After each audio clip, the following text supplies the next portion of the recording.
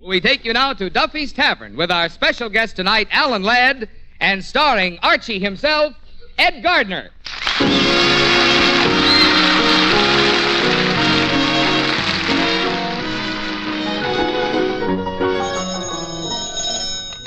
Hello, Duffy's Tavern. Where do you late meet to eat? Archie the manager speaking. Duffy ain't here.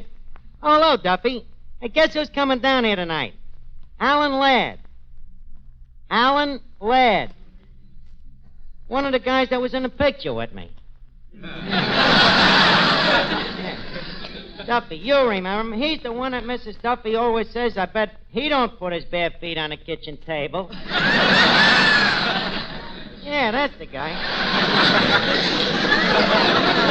Well, look, I gotta go now, Duffy. I'm writing a movie for Alan Ladd. Yes, him and I, or rather he and me, we're thinking about producing it together. Now, don't laugh, Duffy. This is a start. You don't know where I can go. Oh, you do? Well, when I get there, old man, hold the door open, will you? Mr. Archie. What is it, Eddie? You remember that man with the brown hair, slightly gray at the temples and parted in the middle? Oh, yeah, why? He left it here.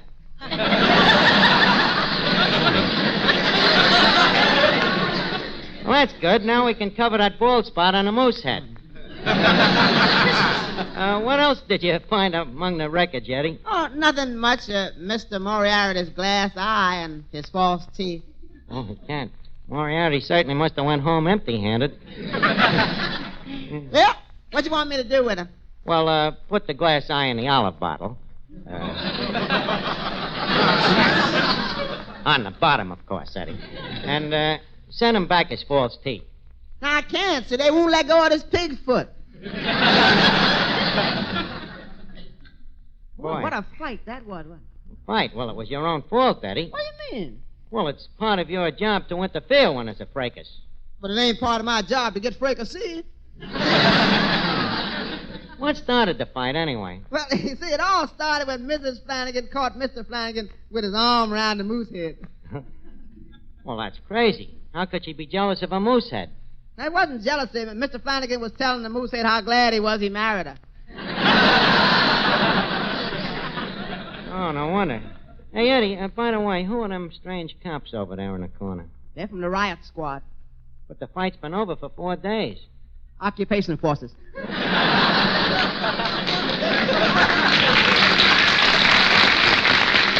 know, they might come in handy when you show that movie script of yours to Alan Ladd.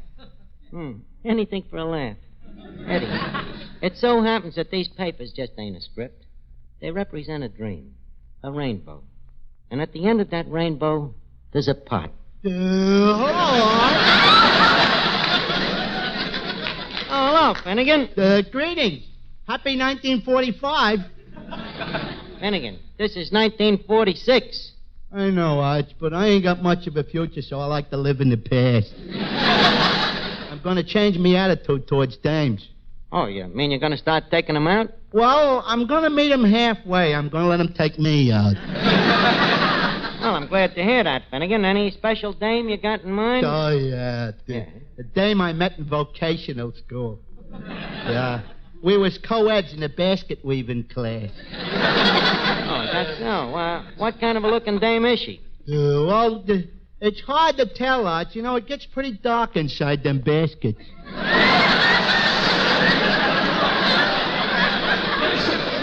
You mean you're going to take the dame out and the only time you ever seen her was in the dark?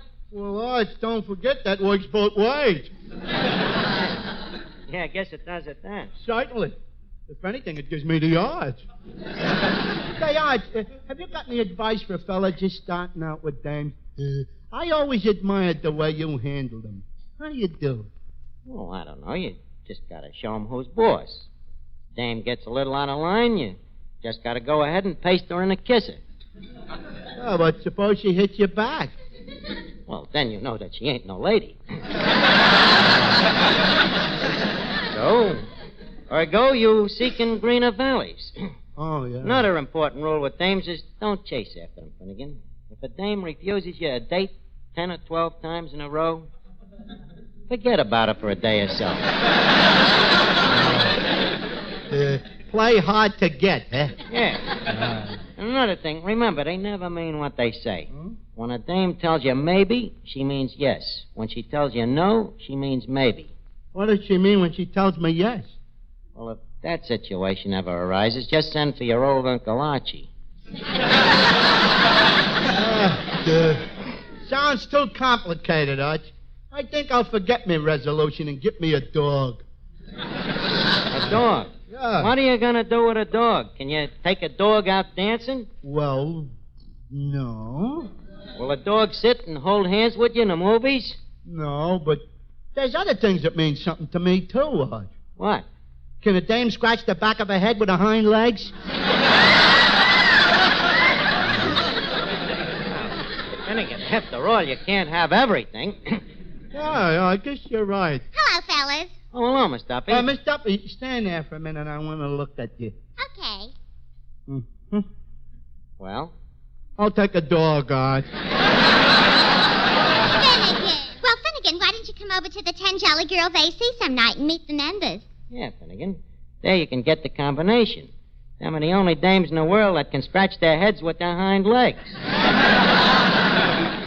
Incidentally, Miss Duffy, what's with you tonight? What do you mean? Well, a new dress and a new shoes and a new hat and a new hairdo. Well, what about it? Why, all the new bait to cover up an old trap.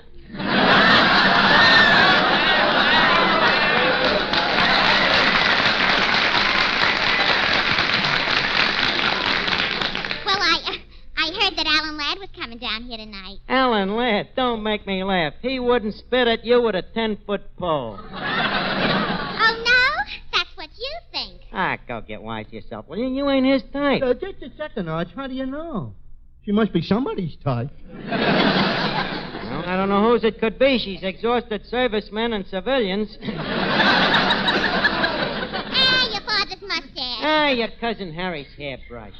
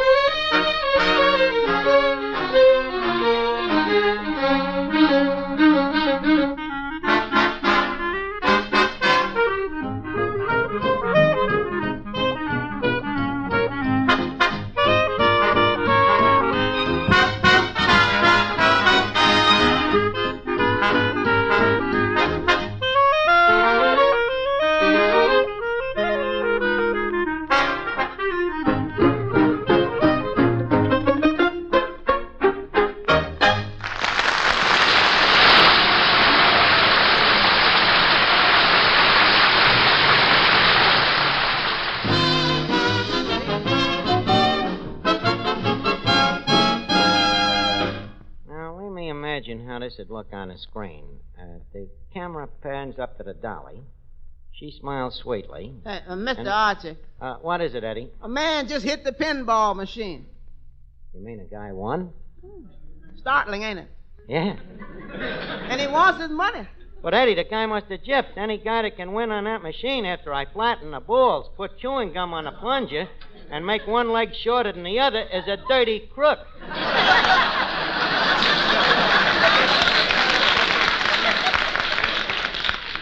Where is this wise guy? Right over there. I'll tell him a thing. Oh, it's Alan Ladd.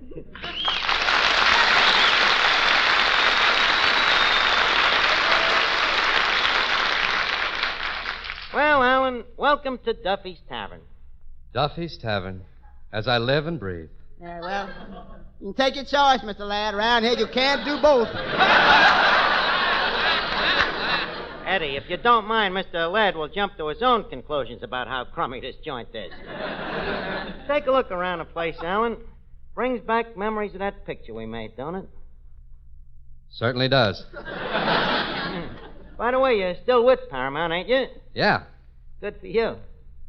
I ain't.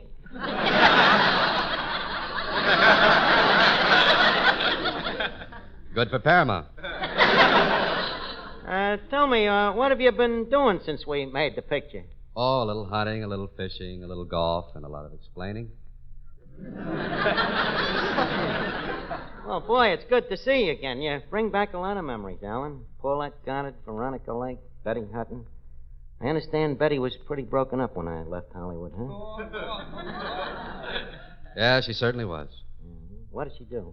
Well, she took the easy way out. She married a good-looking guy with $1 million. Well, hope she'll be happy. Nice kid. Boy, good old Hollywood. What beautiful dames. I remember how when I used to go to work in the morning, you know, I'd pass by Betty Grable's house and kind of linger around. Yeah, how long were you in the hospital that time Harry hit you with his trumpet? He didn't hit me with the trumpet. What laid me up was falling out of the tree.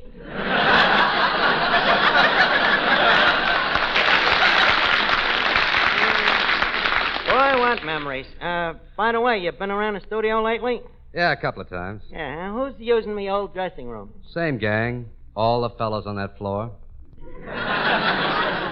Well, that's nice. Hi, Archie. Oh, yes, Finnegan. How about introducing me to the blonde? Take another look. This is not Betty Hutton. This is Alan Ladd. Oh. Mr. Ladd, Mr. Finnegan. Alan, Clifton, Mug, Bug. Ladd, Sad. Pleased to meet you, Mr. Ladd. That face is familiar. Who draws him again? I don't know. I think he was originally dreamed up by Disney. Just a minute, Mr. Ladd. It just penetrated me that was a very insulting remark. One more crack like that and I'll punch you right in the nose. You know, you ain't so tough. Who?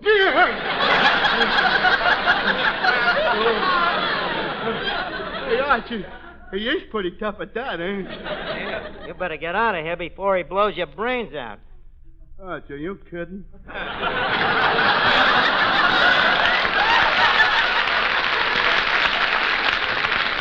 Well, you better get out of here anyway. Okay. Nice to meet you, Mr. Ladd. Your pleasure.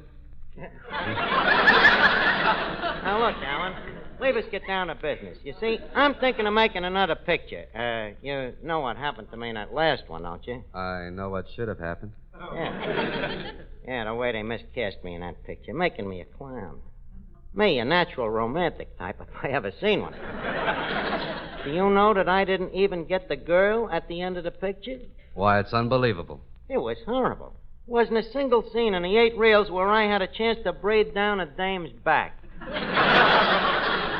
What do they do? The romantic parts come along, who do they give them to? Gregory Peck. Well, Archie, I don't know. Gregory's a pretty good lover. Have you ever seen him kiss a girl? Certainly I seen him kissing, and take my word for it, kid, I can outpeck that Gregory any damn week.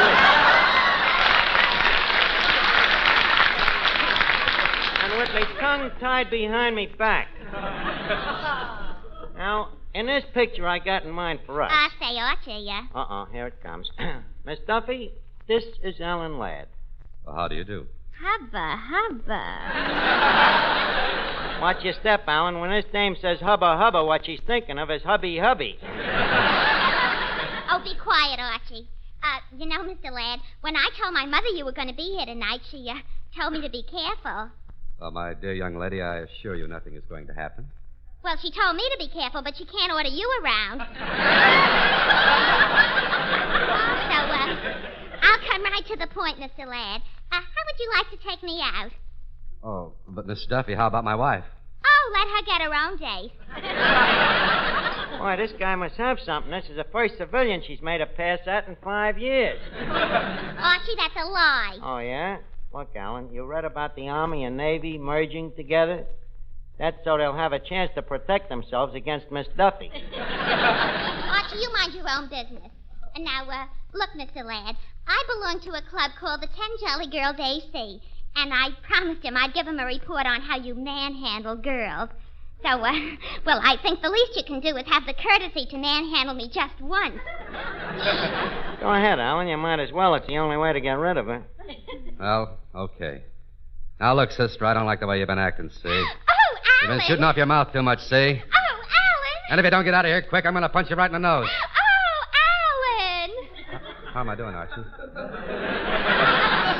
Oh, Alan.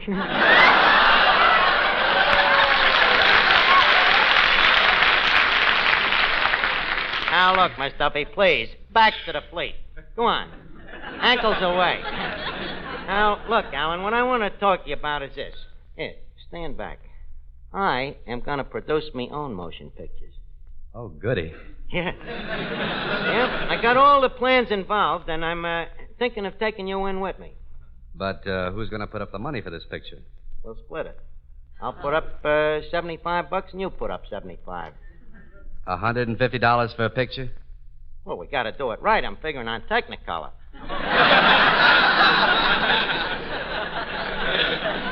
Technicolor. For $150, you couldn't buy enough color to dye the egg this picture will lay. Now, that's where you're wrong. It ain't what you spend on a picture. It's how good it is that counts. And I got a story here that I guarantee it can't miss winning an Oswald. What's the story about? Well, it's sensational, Alan. Revolutionary. What they call a psychopathetic drama. It's the story of this guy who thinks that he's a razor murderer, and he goes to a doctor to get his psychoanalyzed. Hey, just a second. This sounds a little like Spellbound. A little? Where do you think I stole it? You're lying to yourself, kid. That's how things is done in Hollywood. They make a picture called Woman in the Window. What do? A couple of weeks later, somebody pulls a shade down, and it's Lady in the Dark.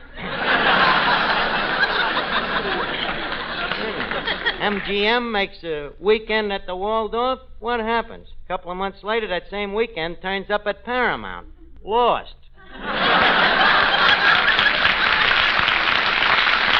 So don't worry about where it comes from. All you got to worry about is that we make a lot of dough, and there's great parts in it for both of us. Oh. Well, what's my part like? Well, you're the murderer, and I'm the doctor, see? So the first scene opens, I'm sitting in the office making love to this beautiful nurse. All of a sudden, the door opens, and these 6 tough guys come in. So I beat them up. Well, it turns out they were spies. So in the next scene, I'm down in Washington, getting a medal pinned on me, see? When all of a sudden, Hey, wait a minute. Where do I come in?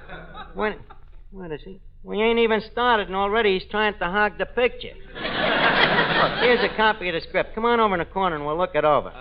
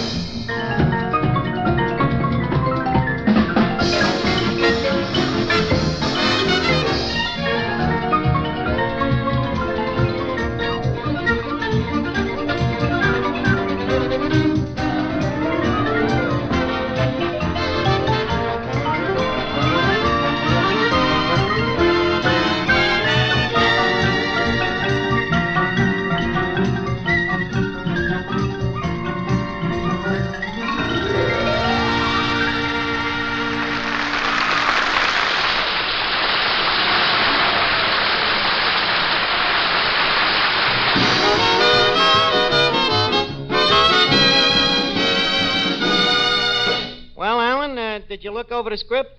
It certainly does. Well, then leave us talk business. What will I have to give you to leave Paramount? Chloroform? I know what you're thinking, Alan, but it's a funny thing about my script. You can't tell how bad they are by just reading them. You gotta hear them played. That I can believe. Yeah. So, look, why don't we run through it just once? Maestro, some abnormal music, please. Take the introduction, Mr. Miller.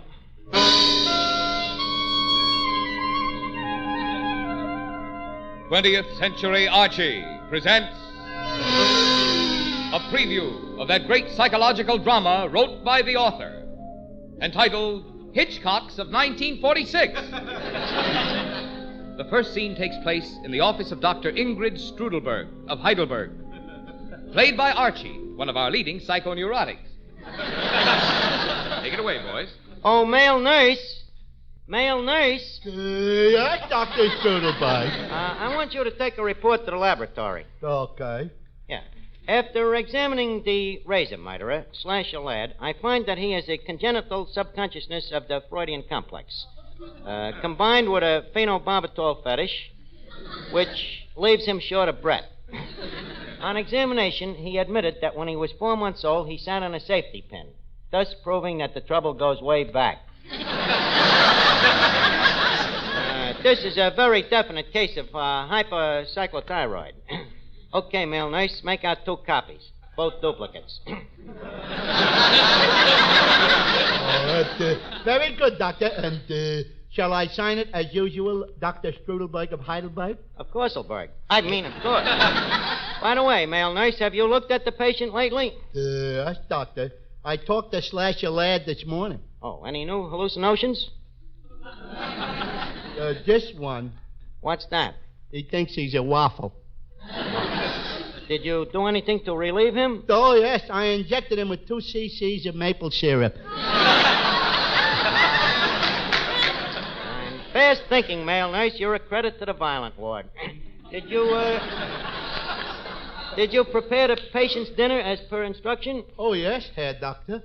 The special diet. Powdered eggs, powdered soup, powdered spinach, and powdered milk. Good. And did you serve it to him? No, I blew it at him.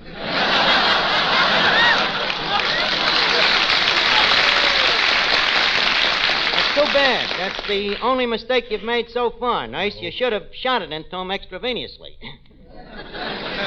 Yes, Doctor, but Freud says... I don't care what Freud says. You're talking to Dr. Strudelberg. Of Heidelberg. Naturally. Now, bring in the patient, male nurse. Yes,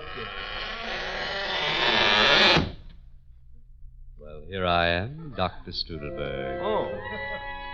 Slasher, I have been looking at your record, and I have come to the conclusion that you are mentally precoxed. In other words, what we call a dramatic depressive. Well, that's interesting. That's just what Dr. Jackson said last night, right before I slashed his throat. You slashed Jackson's throat? Why, man, that's impossible. I was just talking to him this morning. Did he answer you? Now that you mention it, no.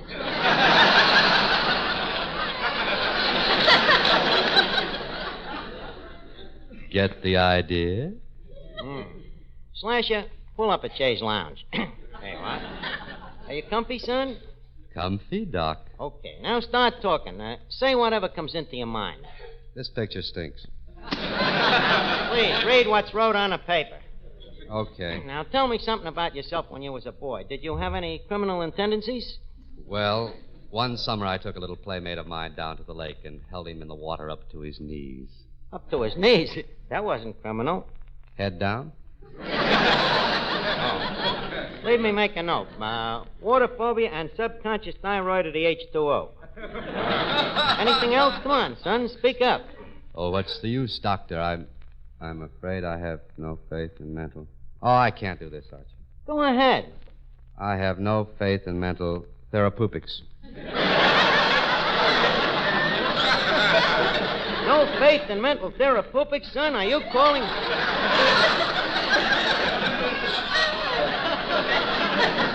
Are you calling fraud a Freud? I mean, Freud a fraud? Come on, Slasher, force yourself. Leave us go back to your youth. Did you ever have any peculiar dreams? Yes, once. What was peculiar about the dream? I wasn't sleeping at the time. Mm-hmm. Tendency to abstract the umbrella. Come on now, tell me more. Well, okay. 1938, I killed a man with a razor. Was this a dream? He should live so long. Go on. 1939. I killed another man with a razor. 1940. I killed another man with a razor. 1941. I shot a man. What happened? That was the year I got my electric razor. Well, Alan, now tell me. Be brutal.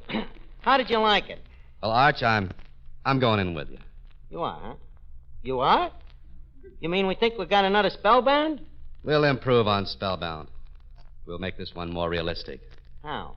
Well, they made Spellbound the old-fashioned way. They made the picture first. Then they did the cutting. Yeah. I'd like to start with the cutting. Is there a barber shop nearby? Yeah, right next door. Come on, Arch. Let's go for a walk.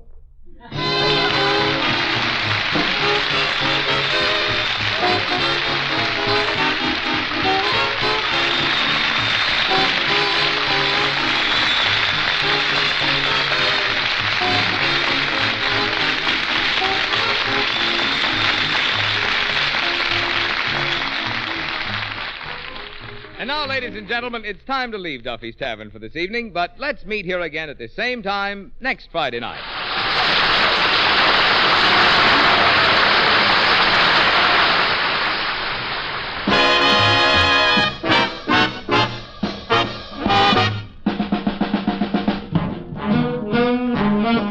This is the Armed Forces Radio Service.